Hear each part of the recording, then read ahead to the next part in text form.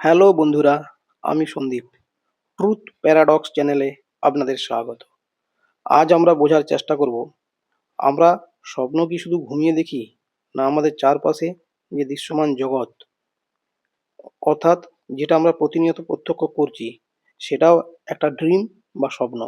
যদি আমরা একটু গভীরভাবে বিশ্লেষণ করি, তাহলে দেখতে পাবো রাতের বেলা চোখ বন্ধ করে যে স্বপ্ন আমরা দেখি, অর্থাৎ সেই স্বপ্নাবস্থা আর চোখ খুলে দিনের বেলায় যে জাগৃত অবস্থা, এই দুটোর মধ্যে কোনো পার্থক্য বা ভেদ নেই। ঘুমন্ত অবস্থায় যখন আমরা স্বপ্ন দেখি, তখন শরীর বিছানায় থাকলেও মন চলে যায় স্বপ্নের জগতে, অর্থাৎ মন আলাদা একটা জগৎকে সৃষ্টি করে। যতক্ষণ আমরা মনের প্রজেক্ট করা স্বপ্নের জগতে থাকি, ততক্ষণ আমাদের কাছে এই জগৎকে রিয়েল বলে মনে হয়। একবারও আমরা বুঝতে পারি না যে আমরা স্বপ্ন দেখছি।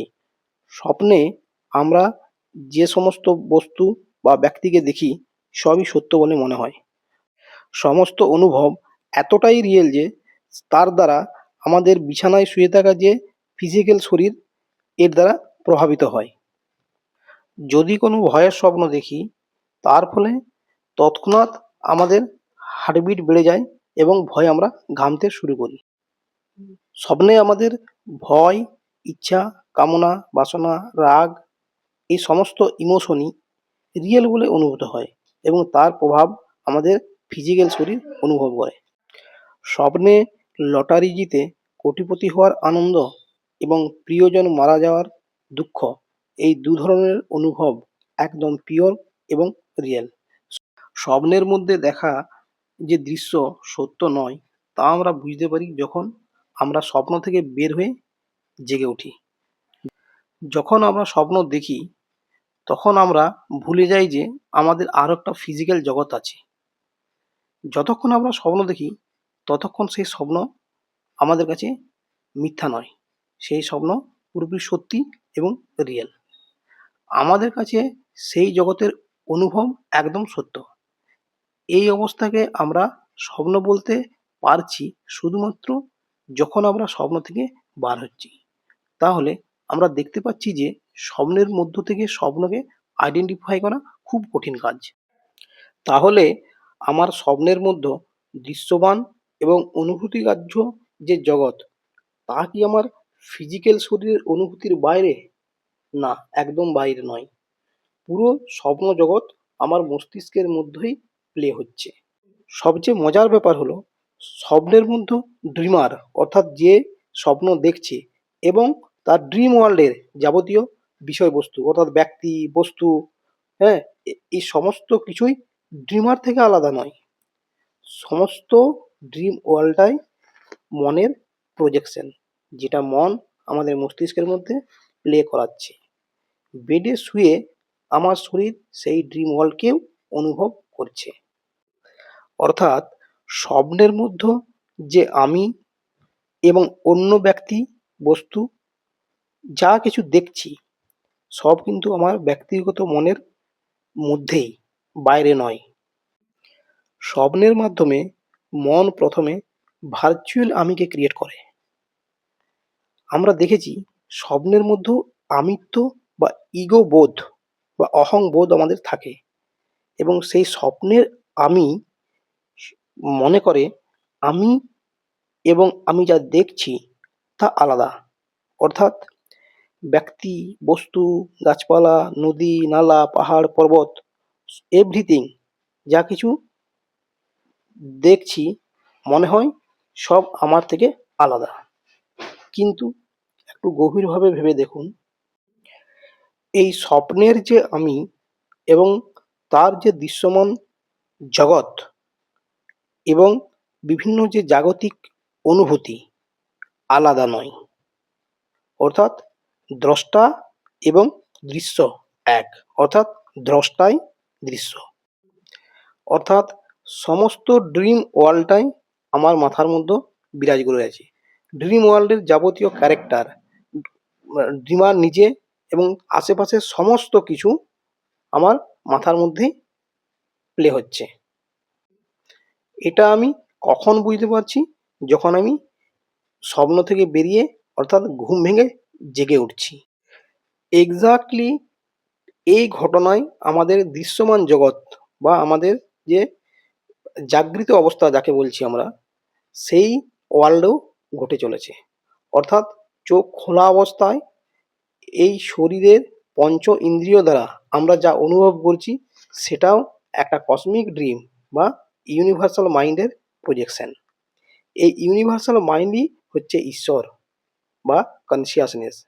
অর্থাৎ এই দৃশ্য জগৎ পুরো ঈশ্বরময়, অর্থাৎ ইউনিভার্সাল মাইন্ড বা ঈশ্বরের স্বপ্নের অধীন।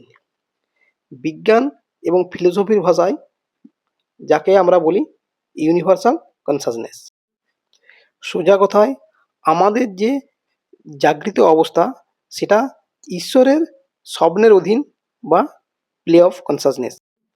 স্বপ্নের জগতে যেমন ড্রিমার অর্থাৎ যে স্বপ্ন দেখছে তার নিজস্ব কিছু স্বাধীনতা থাকে না। সে যতই মনে করুক যে আমি নিজের ইচ্ছা অনুযায়ী জিনিসকে দেখছি বা অনুভব করছি, আমরা যখন স্বপ্ন দেখি সেই স্বপ্নের বিষয়বস্তু আমাদের কন্ট্রোলের মধ্যে থাকে না। অর্থাৎ কি দেখব বা কি দেখব না সেটা সেটা স্বপ্নের আমির ইচ্ছার উপর নির্ভর করে না।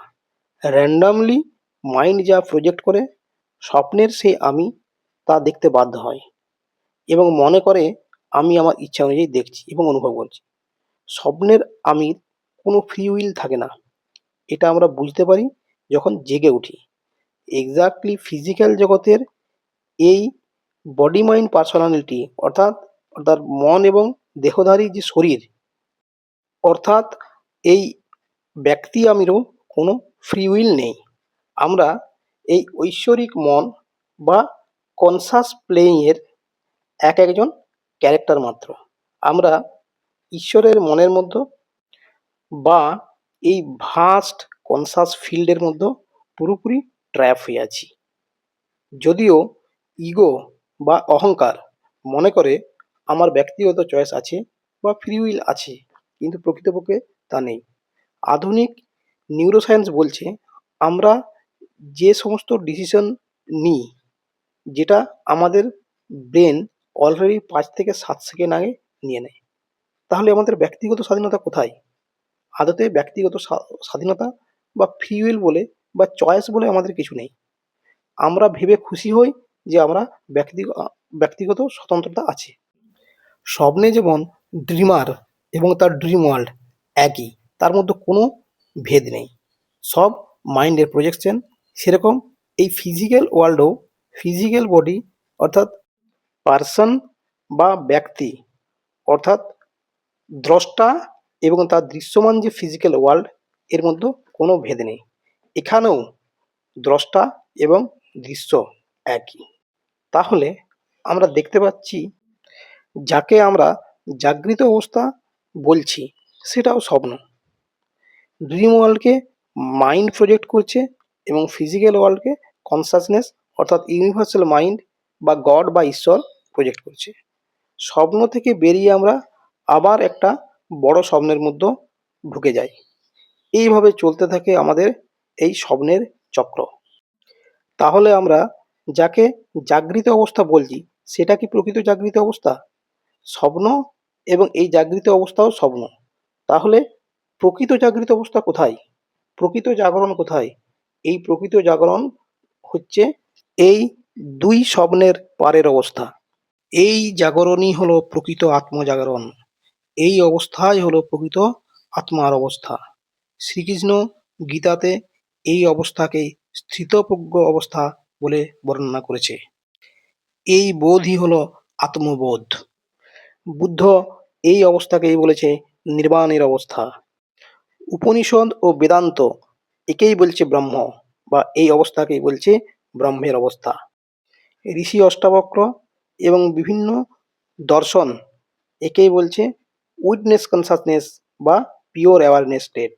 প্রত্যেক জীবেরই আলটিমেট লক্ষ্য হলো এই অবস্থাকে প্রাপ্ত করা, অর্থাৎ এই অবস্থাই হলো মুক্তি, মোক্ষ, নির্বাণ বা এনলাইটেনমেন্টের অবস্থা। আমরা যাই বলি না কেন, এই অবস্থাই হলো জন্ম এবং মৃত্যুর পারের অবস্থা। এটাই হচ্ছে ট্রু অ্যাওয়েকেনিং বা প্রকৃত জেগে ওঠা। বন্ধুরা, এই ধরনের গভীর দার্শনিক আলোচনামূলক ভিডিও শোনার জন্য চ্যানেলটি লাইক এবং সাবস্ক্রাইব করবেন। ধন্যবাদ। দেখা হচ্ছে পরের ভিডিওয়।